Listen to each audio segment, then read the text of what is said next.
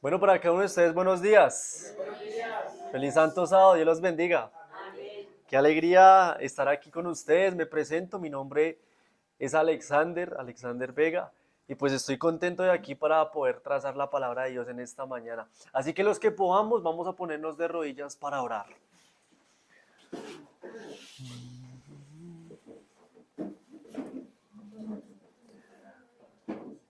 Oremos. Padre Celestial, Señor, muy buenos días. Te damos las gracias una vez más por este sábado que nos regalas, Señor. En este momento que ya estamos guardando tu día de reposo, Señor, en tu casa de oración, te queremos pedir que por favor tu Santo Espíritu nos acompañe en la exhortación de tu palabra, Dios.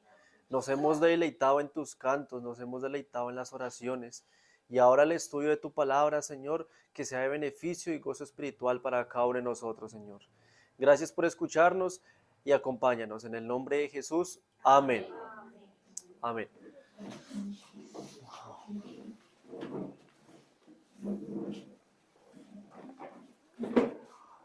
Bueno, listo, familia. Vamos a leer el libro de Santiago. Vamos a ir a Santiago, el capítulo 4. Entonces, Santiago capítulo 4, y vamos a leer el versículo 6. Santiago capítulo 4, el versículo 6.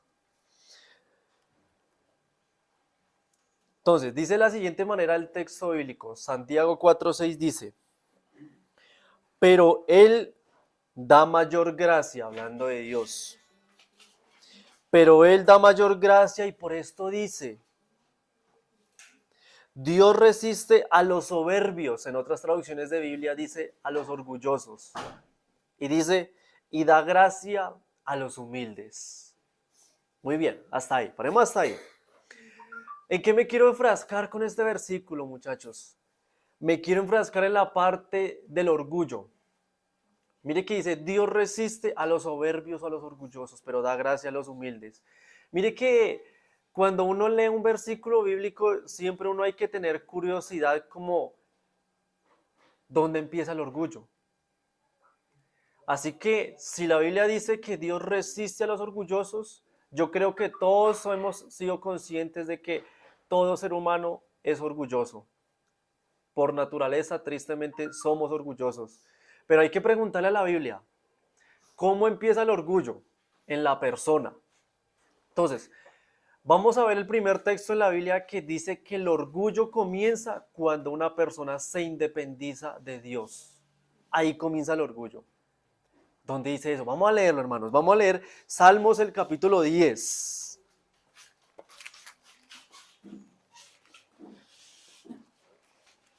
Entonces, Salmos, el capítulo 10, y vamos a leer el versículo 4. Entonces, un hermano que por favor lea ese versículo. ¿Cómo dice? El malo por la altivez de su rostro no busca a Dios. No hay Dios en ninguno de sus pensamientos. Amén, muy bien.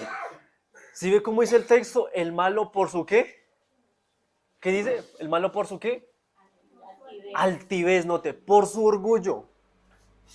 O sea que, hermano, ¿qué está queriendo decir? Una persona cuando no ora un día, si sea un solo día, el orgullo ya comienza a dominar, se domina. Porque ¿qué dice ahí? Volvamos a leer. El malo por la altivez de su rostro no busca a Dios, por la altivez. Mire qué interesante. Por la altivez de su rostro no busca a Dios, y no hay Dios en ninguno de sus pensamientos. Hay gente que dice, pero eso no es orgullo. Eso fue porque se me olvidó o no quise orar ese día. Ahora, vamos a leer otro texto, porque alguien puede justificar eso, porque uno como seres humanos somos buenos para justificar ante las cosas de Dios, ¿sí o no? ¿Sabe qué dice la Biblia? Hay algo más engañoso que Satanás. ¿Qué es? Así es, vamos a leer Jeremías capítulo 17. Vamos a leer Jeremías el capítulo 17. Jeremías 17 y vamos a leer el versículo 9. Jeremías 17, 9, hermanos. Entonces dice, engañoso es el corazón más que todas las cosas. Engañoso es el corazón más que todas las cosas, dice el texto. Y perverso, ¿quién lo conocerá? Y en el versículo 10 dice, yo el Señor, o yo Jehová. Mire qué interesante. ¿Quién conoce nuestro corazón totalmente? Ni siquiera nosotros mismos. O sea que cuando una persona dice, es que yo sí dejo de orar una sola vez, eso no significa que soy orgulloso, soy orgullosa. Sí, porque eso lo dice Salmos 10:4. Por la altivez de su rostro no busca a Dios. Claro, una persona cuando no ora es porque no pensó en quién, en Dios. Se cumple lo que dice el Salmo 10:4. Por la altivez de su rostro no busca a Dios y no hay Dios en sus pensamientos. Se cumple perfectamente lo que dice ahí. Ahora, pasemos a un dato más interesante. El ser humano cuando alimenta el orgullo por dejar de buscar a Dios, ¿sabe qué viene? A través del tiempo, viene la fortaleza propia. La gente dice, yo adquiero mis cosas materiales gracias a mí. No necesito de Dios. Por ejemplo, por eso es que hay ateos, ¿no? Dicen, yo he tenido todo con mis propias manos sin ayuda de algún Dios alguno. Pasó de la independencia de Dios, claro, porque no hay conexión con Él, a fortaleza propia. O sea, Él cree que puede todo con sus propias manos. Y mire que la Biblia también habla de eso. Vamos a leer Deuteronomio, el capítulo 8. Vamos a leer Deuteronomio, el capítulo 8, y vamos a leer el versículo 11. Deuteronomio, capítulo 8. Entonces, versículo 11. ¿Tenemos el texto? Deuteronomio 8:11. Entonces, dice la siguiente manera. Dice, cuídate de no olvidarte del Señor tu Dios para cumplir sus mandamientos. Mire cómo dice, cuídate, cuidado. Versículo 12, pasémoslo al 12. No suceda que comas, te sacies, levantes buenas casas y las habites. Y el versículo 14, saltémoslo. Y se ensorbezca tu corazón, mire cómo dice. Y se ensorbezca tu corazón y te olvides de Jehová tu Dios. Hasta ahí. Oiga, qué tremendo, ¿cierto?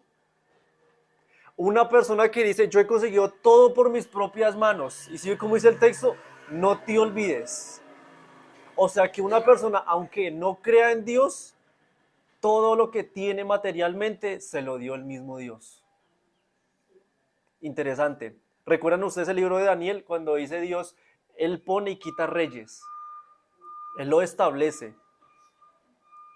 Así que una persona dice, no, es que yo llegué aquí por él. No, Dios le dio el mérito, le dio el camino que era.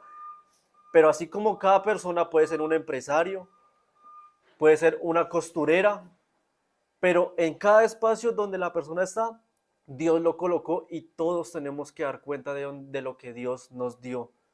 Por eso, como dice el texto, sigamos leyendo, ahí en el versículo 14, y te olvides de Jehová tu Dios, que te sacó, dice, de la tierra de Egipto. ¿Qué es Egipto hoy en día?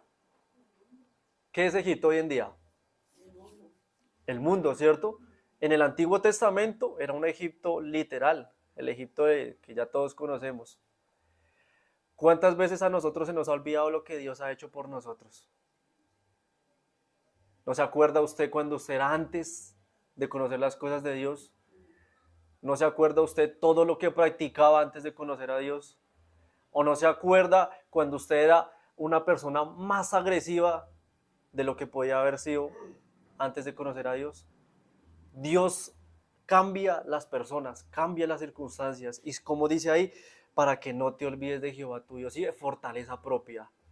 No dependas de ti mismo. Cuando una persona entonces deja de tener una relación con Dios, automáticamente se vuelve a una independencia propia, de fortaleza propia. Yo consigo todo por mi propio mérito. Ahora, pasa el tiempo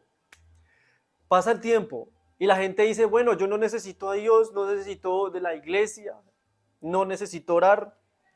¿Sabe a qué punto ha llegado el extremismo de una persona cuando se independiza totalmente de Dios? Hay una diferencia de ser una persona orgullosa a ser una persona narcisista. Lucifer, cuando se reveló en el cielo, pasó de ser una persona orgullosa a narcisista. ¿Qué es narcisista? Una persona, de la diferencia de ser una orgullosa, es que el narcisista le importa la validación de los demás. Lo valida, que le gusta que la gente lo apoya aunque él esté equivocado, aunque esté en el error. Les voy a poner un ejemplo y ya miramos en la Biblia esa ilustración. Ustedes se dan de cuenta que la gente hoy en día quiere ser famosa por TikTok, por ejemplo. ¿Se dan de cuenta? ¿Y qué hacen para llamar la atención? Bailes. Le gusta llamar la atención. Un orgulloso no le importa la aprobación de los demás. El narcisista sí quiere que lo aprueben. Quiere llamar la atención. Ahora, ¿dónde vemos que Lucifer tomó ese puesto de narcisista como persona? Vamos a leerlo. Vamos a leer Isaías capítulo 14. Mire cómo dice ahí. Isaías, el capítulo 14. Vamos a leerlo ahí. Hablando de la rebelión de Lucifer en el cielo.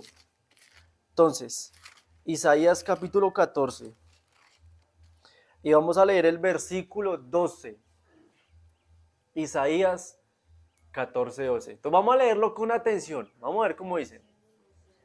Isaías 14, 12. ¿Tenemos el texto? Muy bien. Entonces mire cómo dice. ¿Cómo caíste del cielo, oh lucero? Dice, hijo de la mañana. Habla Lucifer. Dice, derribado fuiste a tierra, tú que debilitabas a las naciones. Versículo 13. Tú que decías en dónde. En tu corazón. Mire cómo dice. Mire cómo Lucifer se decía a sí mismo. Yo voy a subir al cielo. En lo alto, yo voy junto a las estrellas del Dios, levantaré. ¿Qué dice? O sea que sí quería alabanza. Quería aprobación. O sea que Lucifer también era narcisista. Buscaba aprobación de los ángeles. Le gustaba. Oiga, qué interesante esto, ¿no? Lucifer pasó de tener una relación con Dios a fortalecerse luego propio él y luego pasó a querer tener el mismo puesto de Dios para que lo adoraran a él.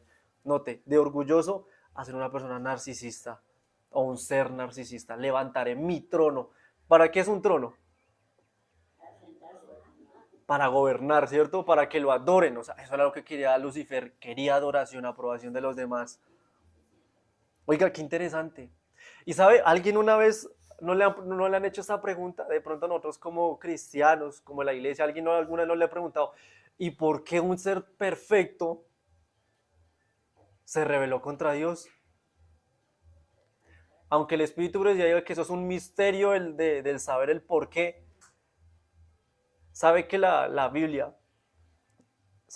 dice que sí hay un motivo por el cual Dios permitió, porque Dios sabía perfectamente que se iba a revelar. ¿Sabe cuál era?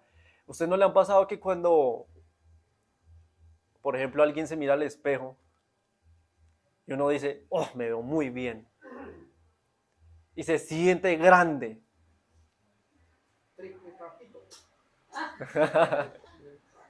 Se siente en la cúspide. Y a veces uno se puede comparar con otra persona. De hecho, ¿sabe qué dice la psicología? ¿Quién es psicólogo acá? ¿O psicóloga? ¿Nadie es psicólogo aquí? ¿Sabe qué dice la psicología?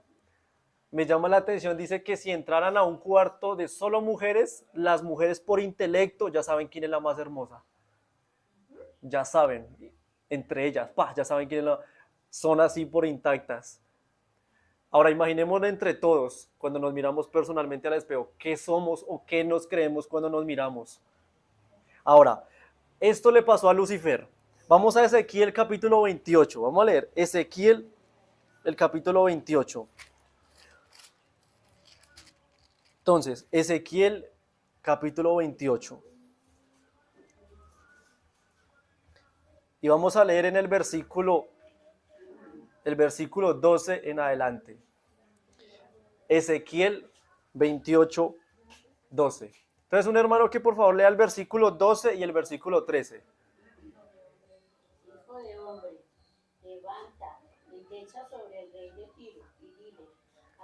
dicho Jehová el Señor, tú eras el sello de la perfección, lleno de sabiduría y acabado en hermosura. Hasta ahí, qué pena. Solo el 12, muy bien. Mire cómo dice, era lleno de sabiduría y de acabada, ¿qué dice? Hermosura. O sea que ¿cómo es Lucifer? Hermoso. Es atractivo a la vista. Literal. Sí. Lucifer, acabado de hermosura, dice aquí el texto bíblico.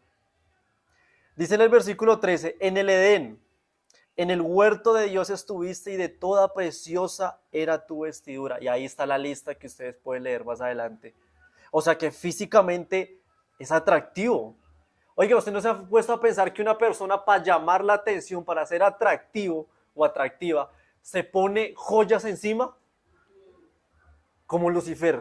Claro, Dios le puso ese atuendo, pero la gente cree que por colocarse más cosas al cuerpo es más físicamente atractivo, supuestamente llama la atención.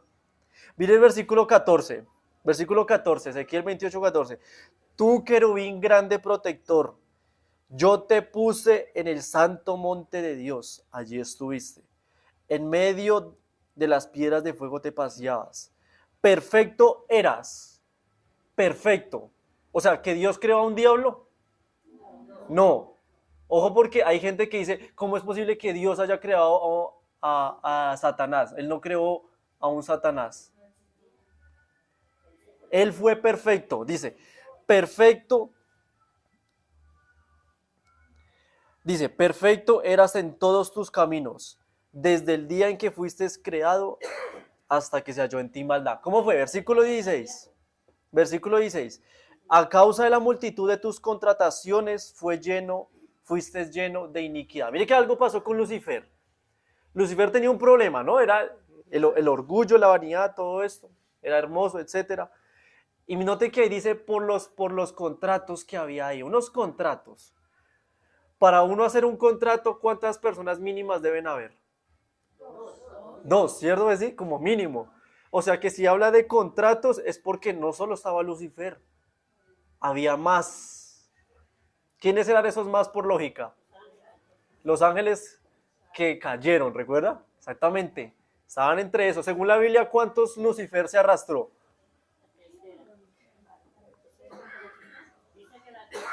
Una tercera parte, ¿cierto? Una tercera parte. Se arrastró una tercera parte. La tercera parte, muy bien. Ahora, leamos el versículo 17. Versículo 17. Se enalteció tu corazón a causa de tu hermosura. Corrompiste tu sabiduría a causa de tu esplendor. Mire qué interesante, hermanos. Concéntrese con ese último pedacito que dice ahí. Se enalteció tu corazón a causa de tu hermosura. Oiga, la apariencia.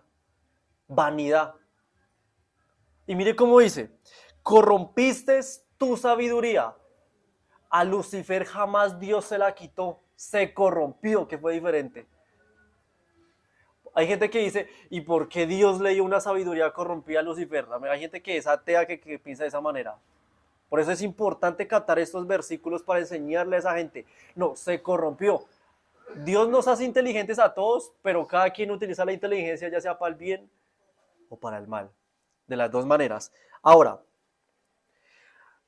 estamos viendo cómo es que el problema del orgullo es algo serio en la sociedad, porque aquí podemos decir que todos hemos tenido el problema del orgullo. Algo que viene desde Adán y Eva. Es una herencia. ¿Cómo se sabe eso? Póngale cuidado, hermano. Si usted se fija en la historia de Adán y Eva aplican exactamente las primeras características de una persona orgullosa. ¿Qué fue el error de Eva, por ejemplo?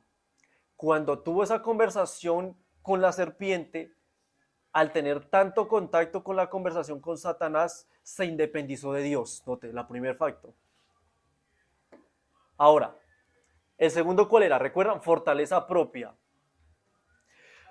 Cuando la persona comienza a independizarse de Dios y comienza todo a hacer por sus propios méritos, yo me imagino a la serpiente diciéndole a Eva, yo me imagino, y en realidad Dios te dijo eso, tú eres libre de hacer lo que tú quieras.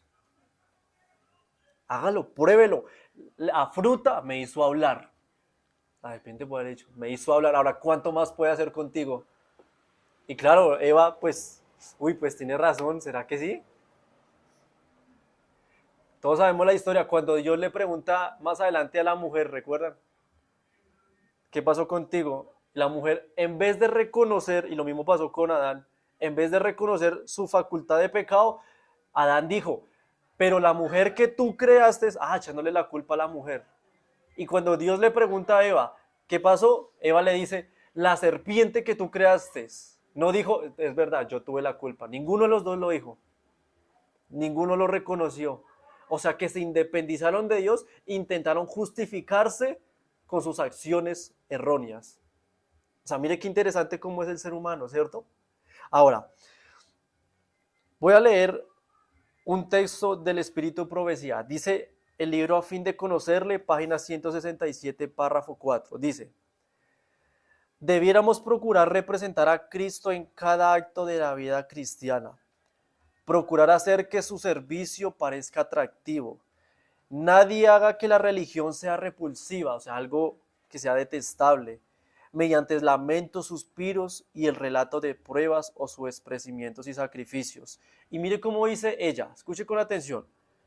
Yo con dolor afirmo que el orgullo, la incredulidad y el egoísmo es como un inmundo cáncer, dice ella.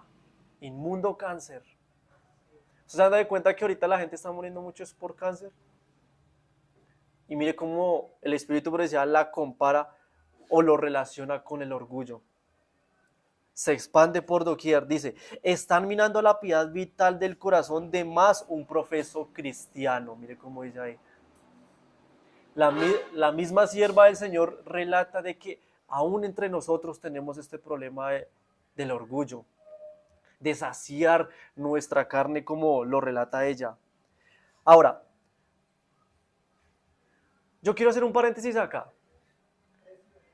¿Sabe que hubo una persona que tuvo poder en la Biblia, fue gobernante y tuvo un problema de orgullo? A Nabucodonosor. Ustedes ya saben la historia de él. Nabucodonosor, rey de Babilonia. ¿Y sabe qué es lo que me llama la atención de este hombre? Un mismo rey, hágase de cuenta, imagínense que Petro, nuestro presidente, reconociera al Dios Altísimo. Este hombre, Nabucodonosor, reconoció que Dios podía humillar realmente a los orgullosos. Mire, una misma persona con un orgullo alto lo reconoció. Vamos a leer Daniel capítulo 4. Vamos a leer ahí. Daniel el capítulo 4. Entonces, Daniel 4 y vamos a leer el versículo 37. Entonces, Daniel 4, versículo 37. Entonces, un hermano que por favor lea el versículo.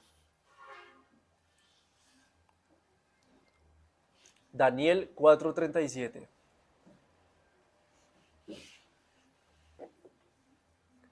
¿Cómo dice? ¿Lo encontraron? Daniel 4:37. Muy bien, ¿cómo dice?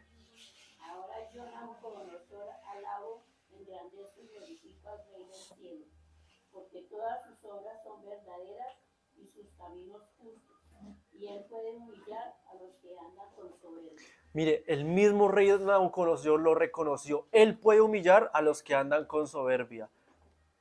Ahora, ustedes ya se saben la historia de este hombre, ¿no? ¿Recuerdan cuando Dios lo puso a comer hasta pasto? Ustedes sabían que la ciencia dice que este comportamiento tiene un nombre. Licantropía, se le llama así. ¿Sabe qué significa la licantropía en la ciencia? Dice que es un trastorno mental que tiene una persona que se hace creer un animal y comienza a comportarse como un animal. O sea que a Nabucodonosor Dios le dio a esa persona licantropía. Lo humilló para que se comportara como un animal. Tremendo. ¿Por cuánto tiempo fue que hice la Biblia? Oiga, tremendo. Usted se anda de cuenta hoy en día, yo no sé, aquí quién maneja, por ejemplo, TikTok. Uno vi un video en estos días donde había gente que se comportaba como ovejas. Tiene la gente donde comienza a llegar a hacer cosas para llamar la atención. Todo por llamar la atención, todo por un like. Oiga, qué interesante. ¿Sí ve cómo el orgullo pasa de ser cosas para que la gente comience a llamar la atención de forma sin sentido? Y como dice Nabucodonosor, que él puede humillar a los que andan con soberbia. Qué interesante esto. Ahora, la pregunta es a todo esto, familia. Si todos somos orgullosos, todos hemos tenido este problema de orgullo, la pregunta es, ¿cuál es la solución del orgullo? ¿Cuál es la viceversa del orgullo? ¿Qué es lo contrario del orgullo? Vamos a leer 1 de Pedro capítulo 5. Vamos a leer ahí. Entonces, 1 de Pedro capítulo 5 y vamos a leer el versículo 5. 1 de Pedro capítulo 5, versículo 5. Entonces, dice el texto bíblico, igualmente jóvenes, estén sujetos a los ancianos, en otras traducciones dice a los líderes, y todos sumisos los unos con los otros. Revístanse de humildad, porque Dios resiste a los soberbios, y como dice, y da gracia a los humildes. Mire que lo contrario del orgullo o la soberbia es la humildad. Ahora, ¿qué es humildad? Vamos a definir por ahí. Yo me puse a ver en internet diferentes significados, a ver qué era como tal la humildad. Unos decían que era tema económico, algo bajo recursos, pero bíblicamente nada que ver, eso no tiene nada que ver con la humildad. Yo traduje la palabra original en el griego. Les voy a dar un tip, muchachos. Sabe que una de las maneras para saber definiciones bíblicas es saber hebreo y griego. Entonces usted se mete en el traductor en Google, usted ve esa palabra que significa, en este caso, humildad en el griego. Yo lo traduje tapeinos, se traduce de esa manera, y significa, escuche con atención qué significa.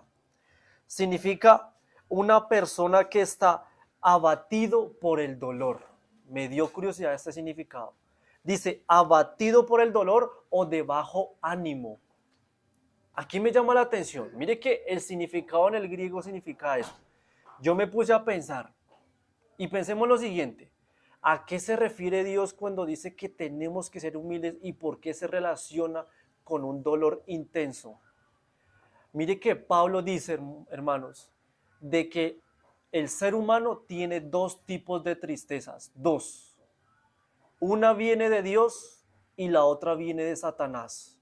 O sea que una viene de la humildad de Dios y la otra viene una tristeza para desahogarse en el mundo. ¿Dónde lo leemos? Vamos a confirmarlo.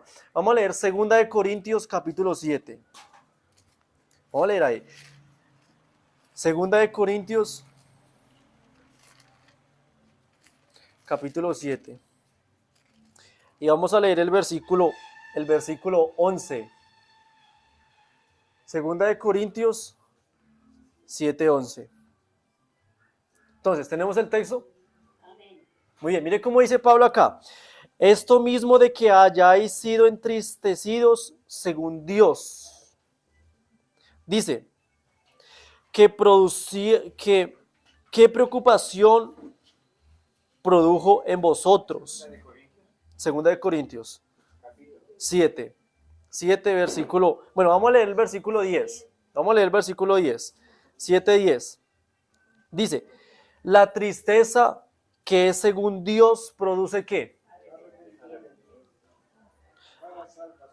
De la cual no hay de qué arrepentirse. Pero, dice ahí, pero la tristeza del mundo produce ¿qué? O sea que si hay dos tristezas. Dos.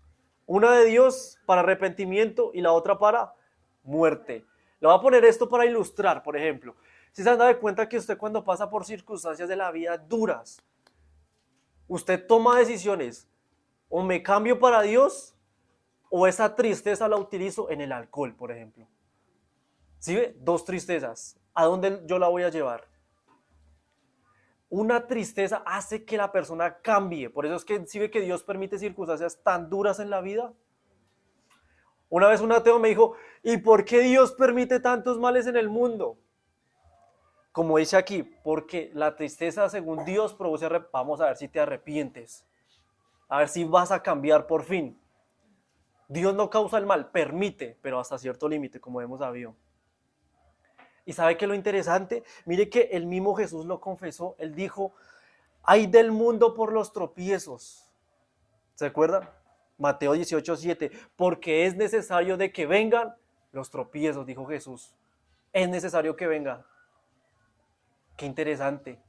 O sea que es necesaria las dificultades, es necesario los problemas para que el ser humano cambie. Hay gente que dice, yo quiero que todo sea perfecto. Yo no quiero sufrir.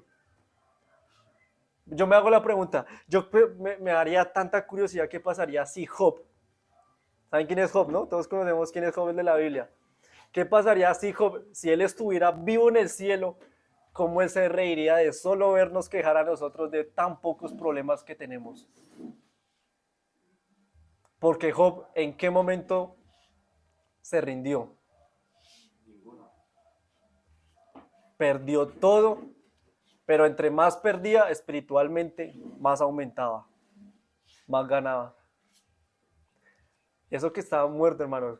¿Qué tal si nosotros le contamos nuestra historia a Job cuando estemos en el cielo? No, es que yo pasé por esto, y Job, en serio. Y eso lo hizo llorar. Qué interesante. Entonces, mirando esto, ¿qué es humildad? Como decía primero de Pedro 5:5, revístanse de humildad. Significa de arrepentimiento. Por eso en el griego decía bajo de ánimo. Porque era un ánimo que te llevaba al suelo para que Dios te cambie. Por lo tanto, una persona que se adapta a los preceptos de Dios, a los preceptos que manda la Biblia, eso es humildad. No tiene nada que ver con dinero. Por eso una persona que es humilde, la tratan mal, la tratan feo, y va a sentir tristeza, no va a sentir ganas de una vida. Porque Cristo fue humilde y ahí está el ejemplo. Si es como trataron al Señor Jesús, ¿quién fue más humilde que el Señor Jesús? Pues vemos que de los hombres, pues Moisés. Moisés, ¿cómo lo trataba el pueblo? Y él estaba súper preocupado, afanadísimo, porque el pueblo no se fuera a perder. Entonces, eso es humildad. Así es, alguien que se preocupó por cumplir la voluntad del Señor. Así es. Él que decía, bueno, yo voy a sacar la tierra de Egipto, no sé Dios, él ponía excusas al principio, ¿recuerdan? Ponía excusas, pero al final se adaptó a la voluntad del Señor. Ahora, miremos algo interesante. Aquí para ir terminando esa reflexión, miremos algo tan interesante. La Biblia dice, lo leímos en Jeremías 17:9, ¿no? Que engañoso es el corazón más que todas las cosas. Pero ¿sabían que la Biblia nos da oportunidad de saber cómo somos nosotros? Vuelvo y repito, solo Dios conoce el corazón, nadie más. Pero si usted quiere conocerse más, la Biblia, la misma Biblia le dice quién es usted. Mire que la Biblia lo confiesa. Vamos a leer este texto. Vamos a leer Hebreos capítulo 4. Mire cómo dice este texto. Hebreos capítulo 4 y vamos a leer el versículo 12. Hebreos 4, versículo 12. Este es un texto conocido. Vamos a leerlo. Hebreos 4:12. Entonces, mire cómo dice. La palabra de Dios es viva, eficaz y más cortante que toda espada de dos filos. ¿De qué está hablando? De la palabra. Eso, concentre. La Biblia. Dice, penetra hasta partir el alma y el espíritu, las coyunturas y los tuétanos, y escuche cómo dice, y discierne los pensamientos y las intenciones del corazón. ¿Quién? La palabra. O sea que la Biblia te dice por qué estás triste. La Biblia te dice por qué eres orgulloso. La Biblia te dice por qué quieres hacer el mal. ¿Sí ve? Las intenciones del corazón. Qué interesante. En este caso, el orgullo. ¿Sí ve? Por eso vimos un prototipo de lo que le pasaba a Lucifer, por ejemplo. Qué interesante saber esto. Y ya por el tiempo no alcanzo. Voy a terminar con esto. Según la Biblia hay estas siguientes características de orgullo, hermanos. Una persona se enfoca mucho en los errores de otra persona. Proverbios 11:2, Proverbios 8:13. Una persona orgullosa se enfoca demasiado. Si una persona ve que es mejor que ella, se comienza a alejar o intenta como sea alejar a esa persona. Eso lo dice Salmos 31:18, Romanos 12:16. Tercero, una persona orgullosa le gusta llamar mucho la atención de lo que esa persona hace. ¿Usted se han dado cuenta que cuando uno habla con una persona, la persona habla tanto de sí misma?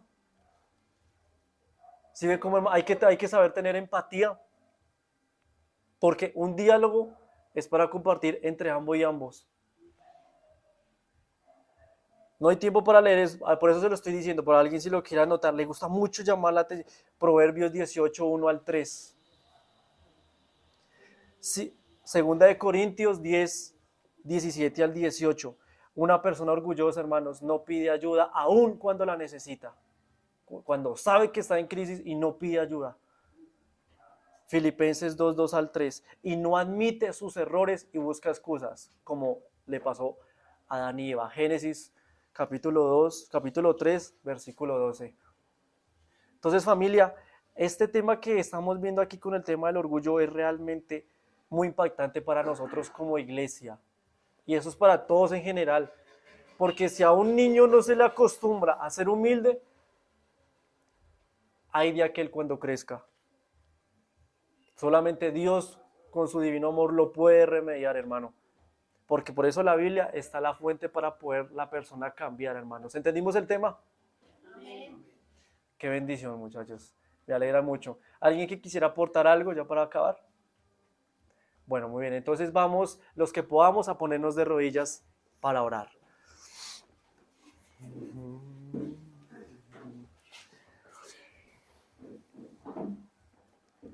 Muy bien. Oremos. Padre Celestial, Señor, muy buenos días. Una vez más estamos aquí arrodillados delante de tu presencia, Dios. Primero agradeciéndote por el estudio de tu palabra, Dios. Hemos visto un tema bastante delicado porque sabemos que por naturaleza podemos tener este defecto, Señor. Sin embargo, si hemos venido aquí, Señor, a tu casa de oraciones porque queremos seguir cambiando. Queremos que tu Santo Espíritu nos siga transformando y quitando ese orgullo y nos revistas de tu humildad, Señor. Tú eres grande, tú eres un Dios de amor poderoso. Ayúdanos cada vez más a arraigar el orgullo de nuestro corazón, Dios. Que ni algún momento, ni algún momento de todos los días de nuestra vida nos separemos de ti, sino que lo contrario, aunque nuestro orgullo o nuestra falta de oración, Señor, no sea impedimento para poder ir a tu presencia, Dios. Por eso te suplicamos cada vez más la presencia de tu Santo Espíritu, para que nos sigas hablando, nos sigas recordando que en tu palabra se encuentran las respuestas a cada una de nuestras preguntas, para que puedas cambiar nuestro corazón y también la de tu iglesia, Señor. Maneja tu iglesia a nivel de la faz de la tierra. Y Padre Celestial, ayúdanos cada vez a ser mejores personas, no delante de los hombres, sino delante de ti, Señor. Gracias por escucharnos y finalizo mi oración. En el nombre de Jesús, amén. Amén. Listo, familia. Dios los bendiga.